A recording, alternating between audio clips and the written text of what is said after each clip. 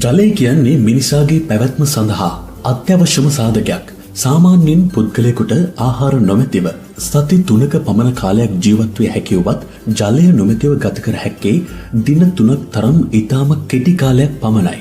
මිනිස් සිරුරේ නිසි ක්‍රියාකාරීත්වය පවත්වා ගැනීමට නැතුවම බැරි ජලය සඳහා අපේ ඇඟේ විශාල ඉඩක් වෙන් වෙලා තියෙනවා.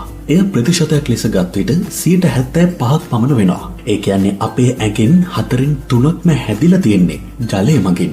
එතකොට එක් ඉන්ද්‍රියන් වෙන වෙනම ගත්තොත් මිනිස් මොළයෙන් 80%ක්, රුධිරයෙන් 83%ක්, පෙනහළු වලින් 79%ක් සහ මාංශ පේශී වලින් 76%ක් හැදිලා තියෙන්නේ ජලයෙන්. හෝමෝන, රසායනික ද්‍රව්‍ය සහ පෝෂක කොටස් සිරුර පුරා ප්‍රවාහනය කිරීම මෙන්ම ඛනිජ වර්ග ශරීරයට උරා ගැනීම සහ ආහාර නිසි ලෙස ජීර්ණය කිරීම සඳහාද ජලය අත්‍යවශ්‍ය වෙනවා. ඒට අමතරව ශරීරයේ උෂ්ණත්වය පාලනය කිරීම, පරිවෘත්තීය ක්‍රියා සඳහා ආධාර කිරීම, මානසික සහ කායික ක්‍රියාකාරීත්වය ඉහළ නැංවීම වැනි කටයුතු උදෙසාද ජලයෙන් ඉටුවන්නේ අමිල මෙහෙයක්. මේ සියල්ලටම අමතරව වැඩි වශයෙන් ජලය පානය කිරීම මගින් ලෙඩ රෝග රාශියක්ම සුව කර ගැනීමට සහ වළක්වා ගැනීමට හැකි බව ඔබ දැන සිටියාද? අද Manju Do Super. අපි ඔබව දැනුවත් කරන්නේ ජලය පානය කිරීම මගින් සුව කරගත හැකි ලෙඩ රෝග 12ක් පිළිබඳව තොරතුරුයි. අංක 1. ආතරයිටිස්. වැඩිහිටියන් අතර සුලභ ආතරයිටිස් රෝගයේදී සිදුවන්නේ සන්ධි දැඩි බවකින් සහ වේදනාකාරී ඉදුමක් සහිත දැවිල්ලකින් යුක්ත වීමයි. මේ සඳහා බටහිර වෛද්‍ය ක්‍රමයේ විවිධ ඖෂධ වර්ග පවතින අතර ඒවා සෑම එකක්ම පාහේ අතුරු ආබාධ රැගෙන බව කනගාටුවෙන්වත් පැවසිය යුතුයි. නමුත් වැඩි වශයෙන් ජලය පානය කිරීම මගින් දැඩි වී ඇති සන්ධි ස්නේහණය වන අතර ආතරයිටිස් හේතුවෙන් ඇතිවන වේදනාකාරී ඝර්ෂණයන්ද අඩුවීම සිදු වෙනවා. ඇට මිදුරුවල ඇති ජලය සන්ධි කුහර තුලට ඇදීම සිදු කරන්නේ චූෂණයක් හා සමාන චලනයකින්. එය සන්ධිවලට පහසුවෙන් ලිස්සා යාමට උදව් වන අතර ශරීරයේ ඇති ජලය ප්‍රමාණවත් නොවුනහොත් සන්ධි අතර ඝර්ෂණය වැඩි වී වේදනාකාරී ඉදුමුම් ඇති වෙනවා. ඒ නිසා ඔබ ආතරයිටිස් රෝගයෙන් පෙළෙන කෙනෙක් නම් වැඩි වශයෙන් දවස පුරා ජලය පානය කරොත් සන්ධි අතර ඝර්ෂණය අඩු කරගෙන රෝගය සඳහා ඉක්මන් සුවය ලබා ගත හැකියි. අංක 2. රක්තවාතය. ආතරයිටිස් රෝගයේම ප්‍රභේදයක් වන රක්තවාතය හේතුවෙන් රුධිරයේ යූරික් අම්ලය විශාල වශයෙන් ඉහළ යනවා. එහි අවසන් ප්‍රතිඵලය වන්නේ සන්ධි ඉදුමුමයි. මෙලෙස සන්ධි ඉදුමුම ඇති කරන යූරික් අම්ලය ඇතුළු අනිකුත් විෂ ඉවත් කිරීමේ හොඳ හැකියාවක් ජලයේ සතු වෙනවා. එම නිසාවෙන් නිසි පරිදි ජලය පානය කිරීම මගින් රක්තවාතය කියන පීඩාකාරී රෝගයටත් සුවයක් අත්කර ගැනීමට පුළුවන් කියලා වෛද්‍යවරුන් බොහොම විශ්වාසයෙන් කියා සිටිනවා. අංක 3. ඔස්ටියෝපොරොසිස්. ඊටාම වේදනාකාරී රෝග තත්ත්වයක් වන ඔස්ටියෝපොරොසිස් හි සිදුවන්නේ අස්ථි ස්කන්ධය අඩුවීම සහ අස්ථි පටක කැඩී යාමයි. සාමාන්‍යයෙන් ඔස්ටියෝපොරොසිස් රෝගී තත්ත්වය ඇතිවීම සඳහා හේතු වන්නේ ශරීරයේ හෝමෝන වෙනස් වීම සහ කැල්සියම් හෝ විටමින් D හිඟකමයි. ඒට අමතරව ස්ත්‍රී පුරුෂ බව, වයස සහ පෞල් රෝග ඉතිහාසයේ වැනි වෙනස් කළ නොහැකි සාධකද ඔස්ටියෝපොරොසිස් රෝගී තත්ත්වය ඇතිවීම සඳහා බලපානවා. නමුත් ඔබ ප්‍රමාණවත් පරිදි ජලය පානය කරනවා නම් ඔස්ටියෝපොරොසිස් රෝගයෙන්ද බේරී සිටීමට පුළුවන් බව වෛද්‍යවරුන් පවසනවා.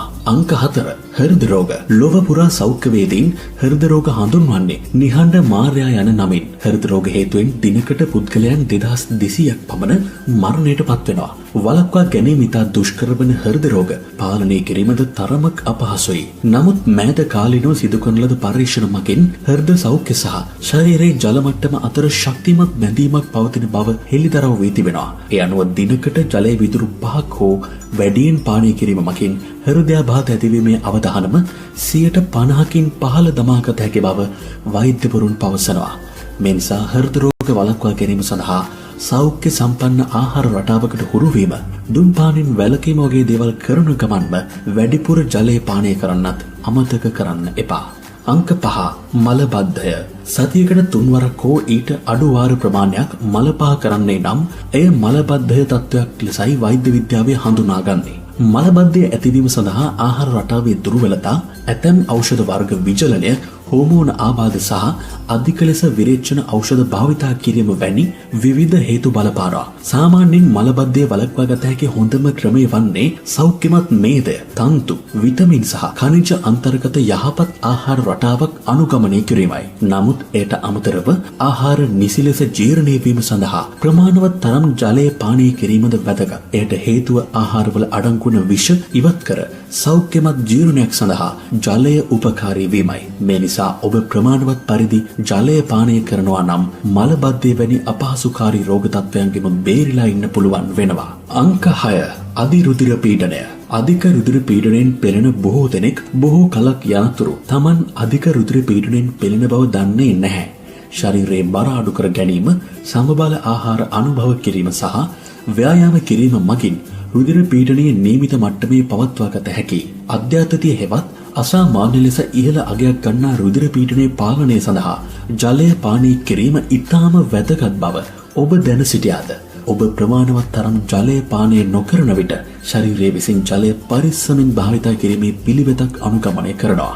එවිට සිරුර සෝඩියම් මත යැපෙන්න ගන්නවා. එවිට ඇතිවන විචලනයේ හේතුවෙන් සිරුරේ කේශ නාලිකා වැසී යන අතර එහි ප්‍රතිඵලය වන්නේ නොවැසුණු කේශ නාලිකා සහ ධමනිවල රුධිර පීඩනය ඉහළ යාමයි.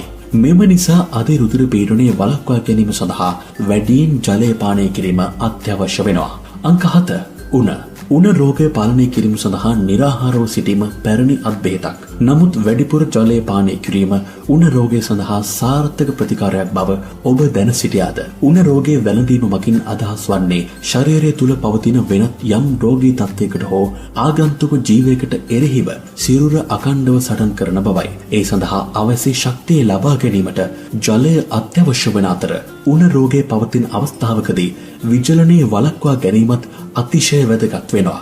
යම් හේකින් උණ රෝගයේ පවතින විටක විචලනයේ තත්ත්වයක් ඇති වුවහොත් එයින් රෝගී තත්ත්වය තවත් උත්සන්න වෙනවා. මේ නිසා උණ රෝගයෙන් පෙළෙන විට වැඩි වශයෙන් ජලය පානය කරොත් ඉක්මන් සුවය අත්කර ගැනීමට හැකි වෙනවා. අංක 8 චර්ම රෝග. සම ඉන්ද්‍රියක් විදියට හැඳින්වීම විශ්මයට කාරණාවක් වුණත් වෛද්‍ය විද්‍යාත්මකව සිරුරේ විශාලතම ඉන්ද්‍රිය ලෙස සැලකෙන්නේ සමයි. ශරීරයේ අනෙක් ඉන්ද්‍රියන්ට මෙන්ම සමටද නිසි ලෙස ක්‍රියා කිරීම සඳහා ජලය අත්‍යවශ්‍ය වෙනවා. චර්ම සෛල සඳහා ප්‍රමාණවත් තරම් ජලය නොලැබුණහොත් විචලනයේ හේතුවෙන් සම වියලීම, ඉරිතැලීම හෝ පොතු ගැලවීම සිදුවේ හැකියි. දීර්ඝ කාලයක් තිස්සේ සම විචලනයට ලක් වුවහොත් තරුණ වේදීම, සම රැලිවැටීම සිදු වෙනවා. එම නිසා චර්ම රෝග වළක්වාගෙන දීප්තිමත් සහ තරුණ සමක් පවත්වා ගැනීමට අවශ්‍ය නම් දිනපතා වැඩියෙන් ජලය පානය කිරීමට පුරුදු වන්න.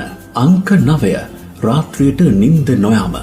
සංඛ්‍යා දත්ත පෙන්වා දෙන අන්දමට සෑම පුද්ගලින් 3 දෙනෙකුගෙන්ම එක් අයෙක් බාධා සහිත නිින්ද හෙවත් පොදුවේ අනිද්‍රාව ලෙස හඳුන්වන රෝගී තත්ත්වයෙන් පෙළෙනවා. නිින්ද නොයෑම, එක දිගට නිින්දේ පසුවීමට අපහසු වීම හෝ කඩින් කඩ ඇහැරීම වැනි ලක්ෂණ පෙන්නුම් කරන මේ අනිද්‍රාව සඳහා ඇති හොඳම ප්‍රතිකාරයක් ලෙස ජලය පානය කිරීම පෙන්වා දෙන්න පුළුවන්. වැඩියෙන් ජලය පානය කිරීම හේතුවෙන් සිරුර සිසිල් වන අතර පහසුවෙන් නිින්දට වැටීම සඳහා එය උපකාරී වෙනවා. ඒට අමතරව සමබල ආහාර අනුභවය, ආතතිය පාලනය කිරීම සහ ව්‍යායාම කිරීම මගින්ද ඖෂධ ලබා ගැනීමකින් තොරව නිින්ද නොයෑමේ ගැටලු සුවපත් කරගත හැකියි. අංක 10 ඊස්ට් ආසාදන.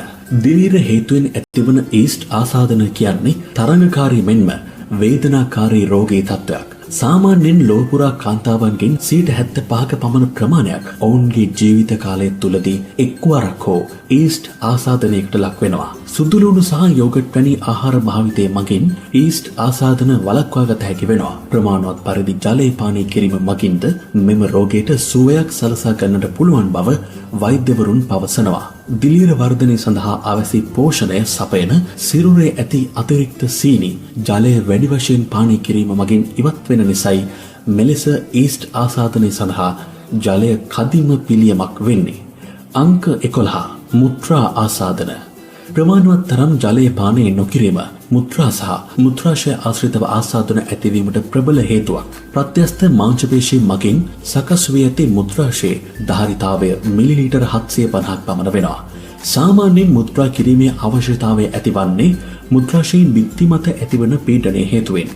පෞද්ගලික පිරිසුදුකම පහළ මට්ටමක පැවතීම සහ පොදු වැසිකිලි භාවිතය වැනි හේතුන් නිසා මුත්‍රාශය තුළට බැක්ටීරියා ඇතුළු වන අතර එහි ප්‍රතිඵලය වන්නේ මුත්‍රා ආසාදන ඇතිවීමයි. එවැනි බැක්ටීරියා මුත්‍රා සමග ශරීරයෙන් ඉවත් වන අතර අඩුම වශයෙන් පැය 3කට වරක්වත් මුත්‍රා පිට කළ යුතු බවයි වෛද්‍ය මතය වන්නේ. ඒ සඳහා වැඩි වශයෙන් ජලය පානය කළ යුතු අතර නිසි වේලාවේදී මුත්‍රා පිට කරන විට මුත්‍රා ආසාදන ඇති කරන බැක්ටීරියා වලට මුත්‍රාශය තුල රැඳී සිටමින් ව්‍යාප්ත වීම සඳහා අවස්ථාවක් හිමිවන්නේ නැහැ. ඉතින් දිනකට අඩුම වශයෙන් ජලය වීදුරු 8ක්වත් පානය කරනවා නම් ඉතාම පහසුවෙන් මුත්‍රා ආසාදන වලින් වැළකීලා ඉන්න පුළුවන්. අංක 12 වකුගඩු ගල්. මිනිස් ශරීරයේ සතු වකුගඩු යුගලේ ප්‍රධානතම කාර්යභාරය වන්නේ ශරීරයේ එක්රැස් වන විෂ ද්‍රව්‍ය ඉවත් කිරීමයි. ඒ සඳහා ප්‍රමාණවත් තරම් ජලය පානය කිරීම අත්‍යවශ්‍ය වෙනවා. විෂ ඉවත් කිරීමේ කාර්ය නිසි ලෙස සිදු නොවුනහොත් වකුගඩු තුල එකතු වන විෂ සහ අනවශ්‍ය ඛනිජ කුඩා ගල් බවට පරිවර්තනය වෙනවා. ඉන්පසුව ඒවා ඉවත් කර ගැනීමට ශල්‍ය කර්ම පවා සිදු කළ යුතුයි. නමුත් ඔබ ප්‍රමාණවත් පරිදි හරි වේලාවට ජලය පානය කරනවා නම් කවදාවත් ඔබේ වකුගඩු තුල ගල් ඇතිවන්නේ නැහැ. ජලය මගින් වකුගඩු ගල් ඇතිවීම වළක්වනවා. අපි තිබහට බොන වතුර ටිකෙන් මේ විදිහට ලෙඩ සනීප කරන්න පුළුවන් කියලා ඔබ කවදාවත්ම මීට කලින් අහලා තියෙන්නේ නැතුව ඇති. මේ වීඩියෝව ඔබට ප්‍රයෝජනවත් වුණා නම් තවත් අයට බලන්න පහලින් ෂෙයා කරන්න.